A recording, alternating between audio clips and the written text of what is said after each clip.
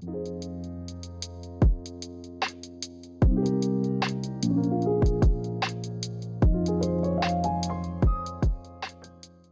been a minute since I did a Living Stereo Popular video.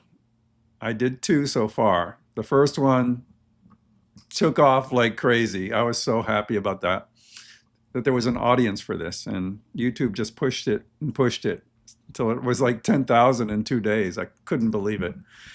The second one didn't hit quite as hard for whatever reason, but it is a good one too, so I suggest you watch that as well. And I've been slowly collecting some things to do a third episode. Some of them I showed you in a recent video, which was a thrift store find. I've had a chance to listen to some of those, and of course I have some in my collection that I've had for a long time. So today we're going to go through a baker's dozen of Living Stereo Popular titles. You know, Living Stereo Popular is so different from the classical series. In the classical series, there was a little more consistency, and you could kind of count on a living stereo sound.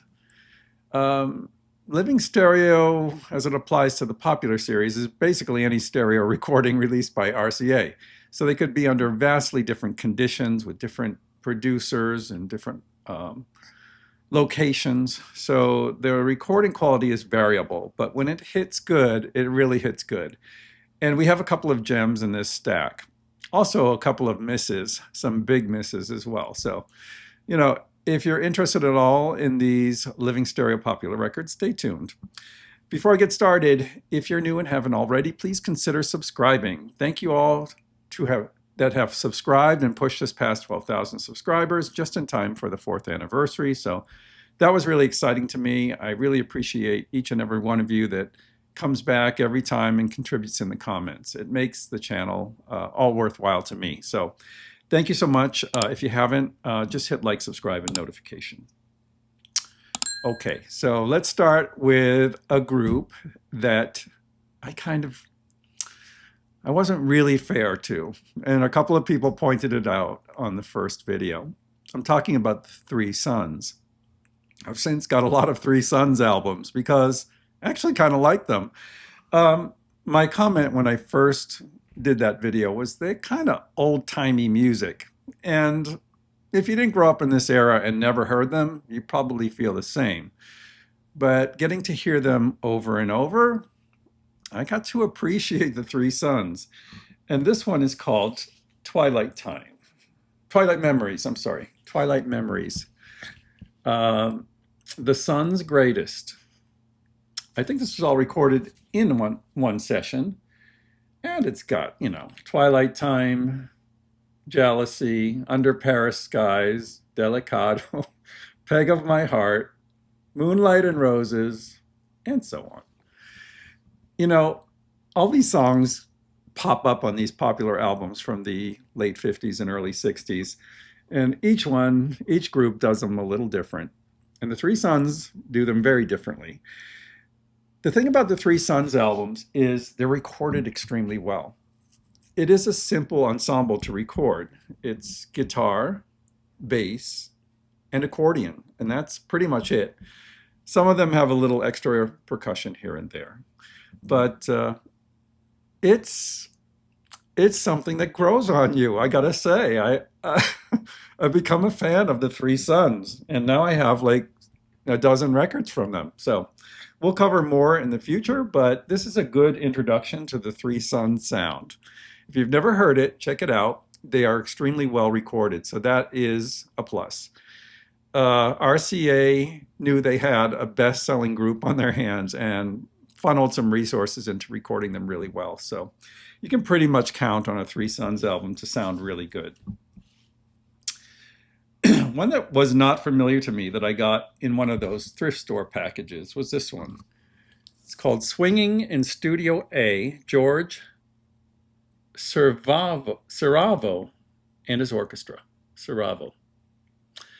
And, of course, the songs are Blue Moon, It's Easy to Remember, Let's Do It, That Old Black Magic. These are swinging arrangements of these songs. Very brassy, very upbeat. It reminds me of the type of music you hear in late 50s TV shows and movies. Kind of like that. Very Hollywood. I wouldn't be surprised if it was recorded in Hollywood. Let's see. RCA Victor Studio A.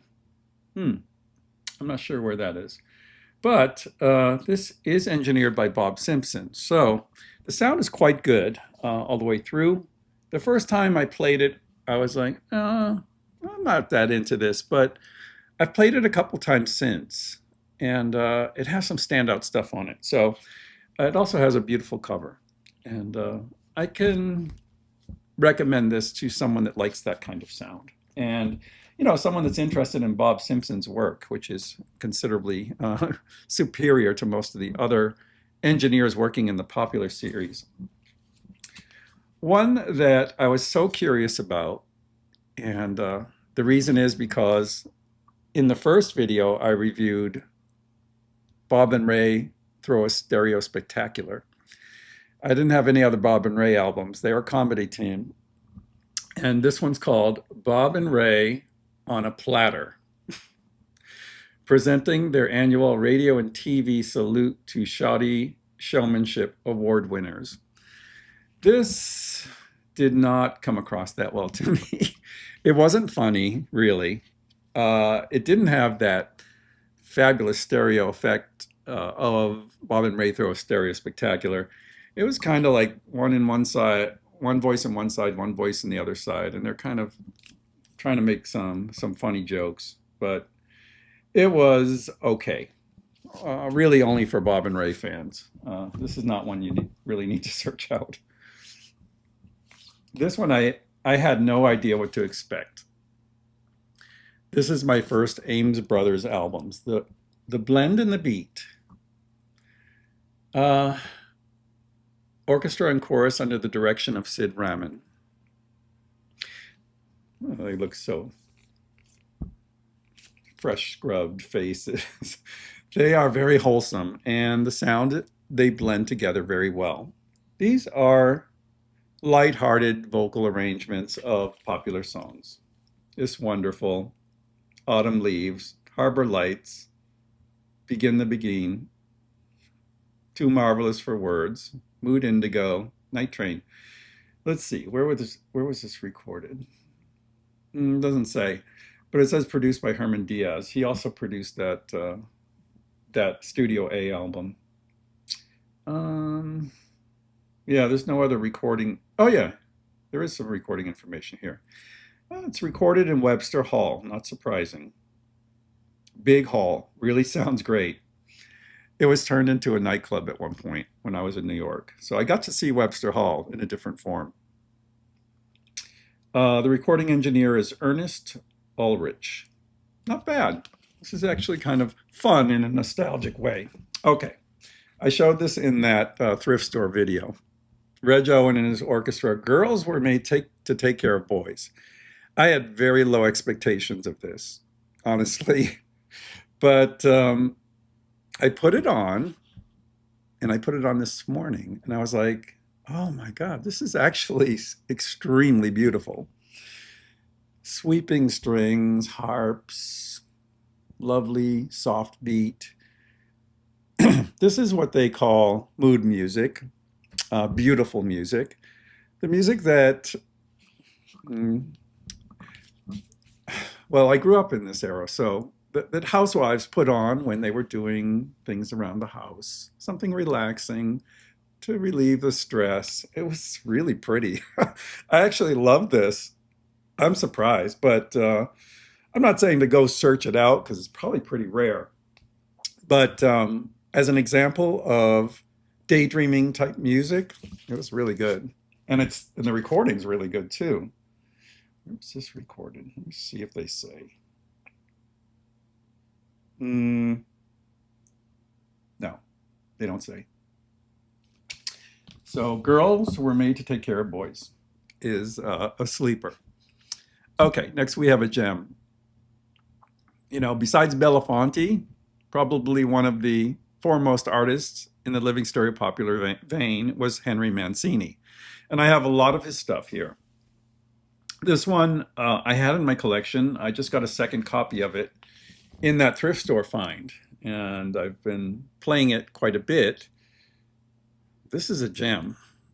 If you like the Mancini sound, so say you like, oh, I don't know, Breakfast at Tiffany's or the Pink Panther, Peter Gunn, Hatari, you'll probably like this. You know, he's got a sophisticated way of arranging sound and music, and RCA afforded him the very best recordings. This one is great. The first side is the blues, so it's very moody, kind of jazzy, slow paced, really, really inventive orchestration, really good. The second side is more upbeat. It's called The Beat. And you'll hear things like, let's see, Misty, After Hours, Mood Indigo on the first side. Second side, Big Noise from Winnetka. I don't think you'll recognize anything else there, but yeah, this is really good. Let's see who produced this one. You know what's great about these is you hear some beautiful, beautiful recording of vibes, marimba, the drums, the bass, guitar, piano, of course, French horns, trombones, trumpets, and woodwinds. It's really, really good.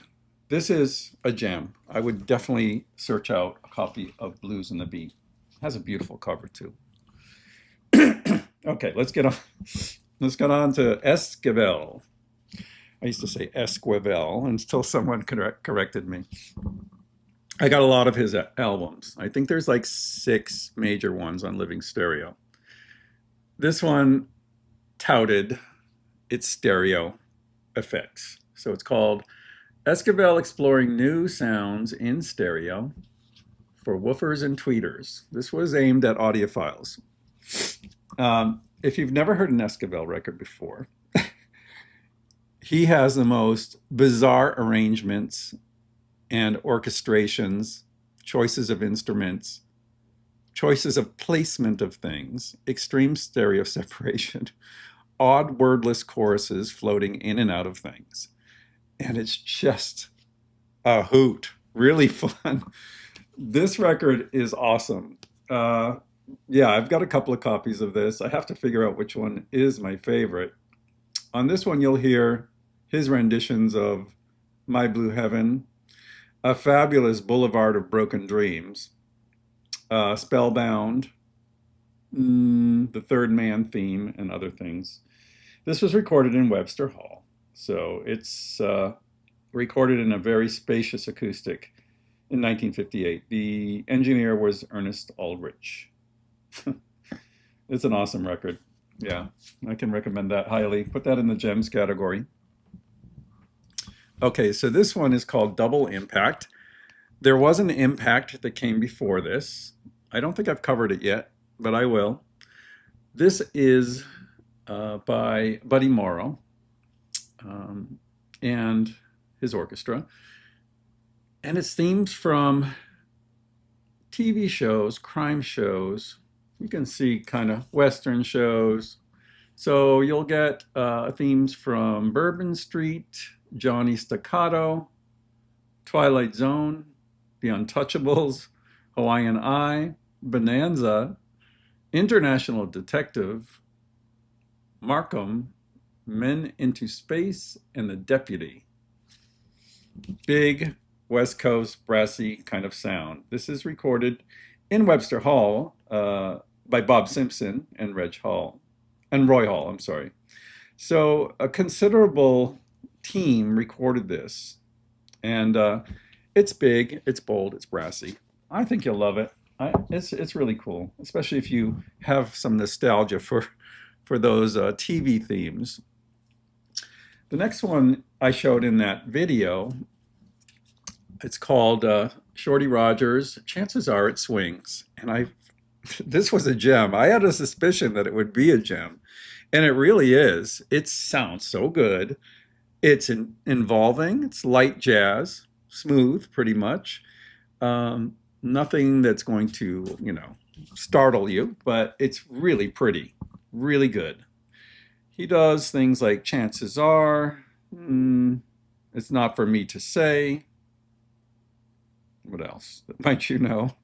I don't know. I think that's about it. Come to Me. Let's see if there has any recorded in Hollywood. And doesn't say the engineer. But this is an awesome album. I don't know how rare it is, but I mean, get it just for the cover. This is really fun. That's kind of the thing about these living stereos is they're fun. They're just fun records. You know, if you have a bit of nostalgia for this era and you don't require absolute top-notch audiophile sound, you get very good vintage sounding records, and it's fun. I love collecting these. This one I also showed in that video. It's called Della Reese, Della. This is a debut album for her, arranged and conducted by Neil Hefti. This is recorded in Studio A in New York City. Recording engineer was Raay Hall. Raay Hall? Raay Hall, I'm sorry, Raay Hall. I hadn't heard Della before, certainly not on records, and this didn't disappoint. I really liked it. It was a pretty album, and once I got kind of used to her singing style, I really enjoyed it. It's quite good, and it certainly has a lovely cover. I love that jacket. Okay, this record I found so many times, and I've bought it so many times for $1. I don't know why. Maybe because my ancestry is from Scotland, but this is Highland Pageantry, the pipes and drums of the regimental band of the Black Watch, the Royal Highland Regiment. This is authentic stuff, and it kind of lends itself to stereo because they're moving around in regiment, I guess, like they would if they were playing the bagpipes and the drums and so forth. This is really you're going to come across it if you ever thrift. You might want to try it, but honestly, unless you're a fan of bagpipes, you probably won't like this very much. I'm keeping a copy just for posterity, but the other ones are going back to the thrift shop. Oh my God, we're losing here. This one's an unusual one. It's actually a Spanish reissue that I picked up a long time ago. Torch Time, Gogi Grant. Lovely cover. The cover is fabulous. That's why I got it. And another reason was I like Torch songs. So she does Yesterday's, The Thrill Is Gone, Lover Come Back to Me, My Man, They Say It's Wonderful, Young and Foolish, Bewitched, Summertime. This is quite good. I don't know how the original US pressing sounds, but this sounds pretty good. I imagine the US pressing has a little more depth and nuance. She has a very emotional voice, so that might take a little getting used to, but I really liked what she did with these songs.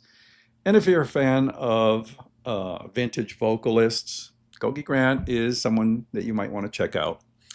It's nice. It's a nice record, and it's consistent all the way through. I'm glad that they reissued this. I think this was part of a nostalgic reissue series. There was quite a few that came out from this era that were reissued in this series, so that's a good one to look out for. Last is another one you're going to see often in the bins. It's called The Holy City. People bought it and they immediately just let it go, pretty much, unless you're a real Jerome Hines fan. He was an opera star with a bass voice. He sings a number of spirituals here, and I'm sure he did a good job with it, but it's just not my thing. I didn't really like this at all. This is probably going to go back into the thrift store bin. So that is the Baker's Dozen for today. I would say the gems in this batch are Gogi Grant, maybe, Della Reese, the Shorty Rodgers, the Esquivel, and definitely the Blues and the Beat. There's quite a few in here. Yeah, I would say those. The other ones, maybe if you have some interest in those. But for today, that is episode 3 of the Living Stereo Popular Series. If you haven't seen the first 2 episodes, I'm going to leave links below so you can check them out.